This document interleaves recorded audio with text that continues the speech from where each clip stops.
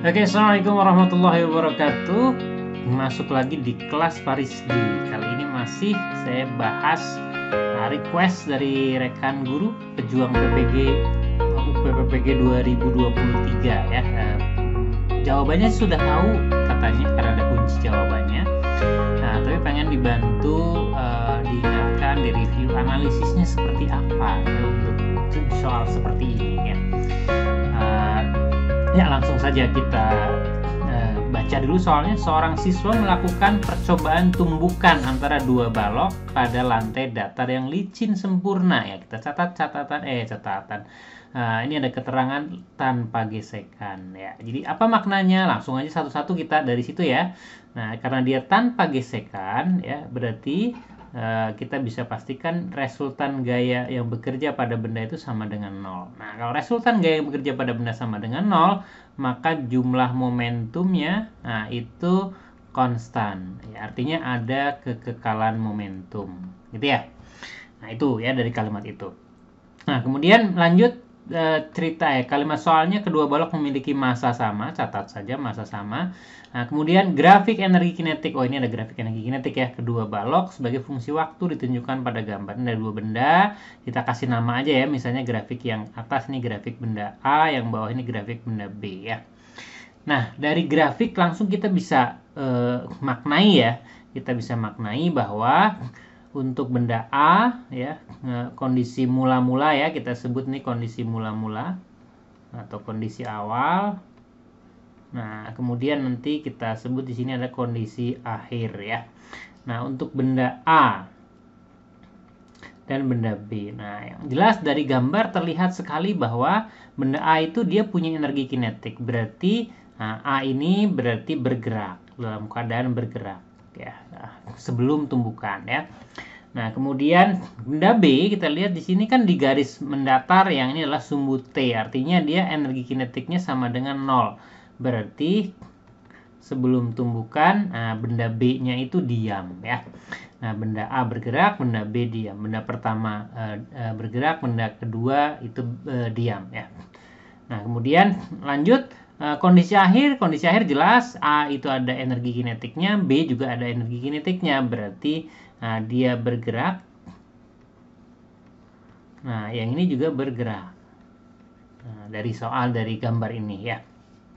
Lalu berikutnya apalagi ya. Nah, setelah kita punya seperti ini, nah, kita bisa baca nih mulai melihat jawaban. Sebelum tumbukan salah satu balok diam, benar ya. Tadi kan ada yang diam nih, yang ini diam.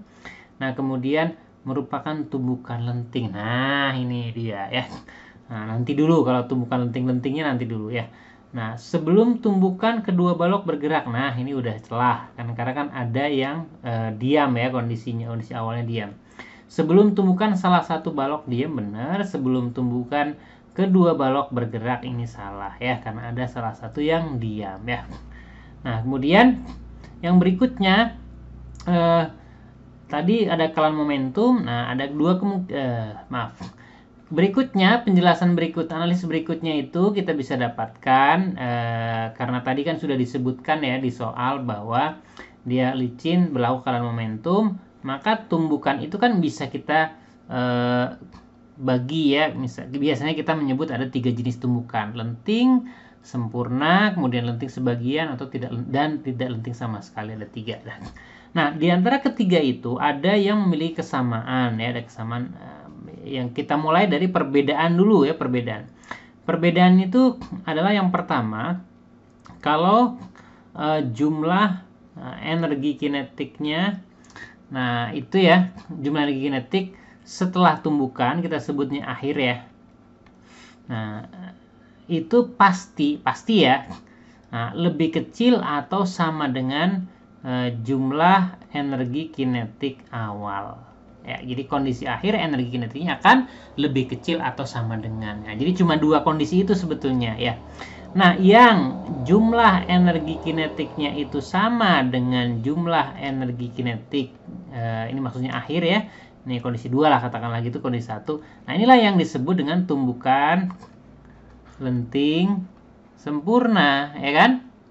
Berlaku pada tumbukan lenting sempurna. Itu jumlah energi kinetiknya akan sama. Nah, kemudian tumbukan yang lain yang lenting sebagian dan tidak lenting sama sekali itu jumlah energi kinetiknya kondisi 2 itu pasti akan lebih kecil daripada jumlah energi kinetik kondisi mula-mula. Nah, ini adalah tumbukan bisa yang kita sebut dengan lenting sebagian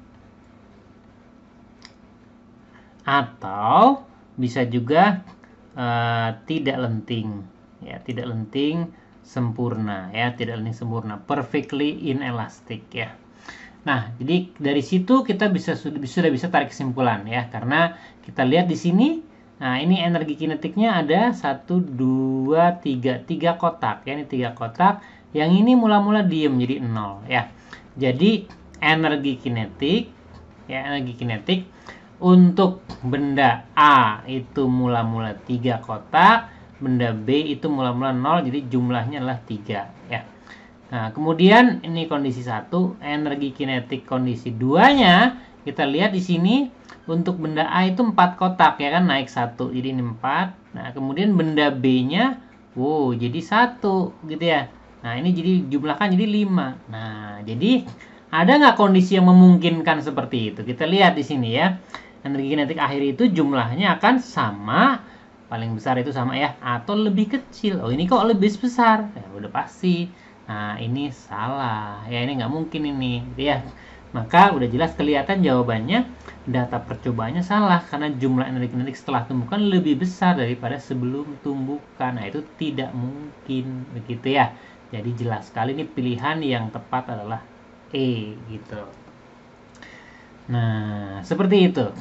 Nah, kalau tumbukannya lenting, nah malah itu lebih gampang lagi. Karena kalau lenting itu, ya, kalau lenting sempurna maksudnya, kalau lenting sempurna itu nanti tukar kecepatan. Kalau tukar kecepatan, yang ini kan awalnya satunya bergerak, satunya diem. Jadi kalau nabrak dan lenting sempurna, pasti nanti yang nabrak jadi diem, yang ditabraknya yang tadinya diem menjadi bergerak dengan kecepatan yang sama dengan yang nabraknya. Gitu. Jadi yang kita istilahkan sering kita istilahkan bertukar kecepatan, gitu ya.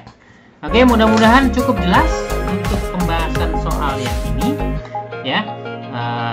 Tetap semangat, ya, terus sehat dan tebar manfaat, ya. Sampai ketemu lagi di video yang lain. Assalamualaikum warahmatullahi wabarakatuh.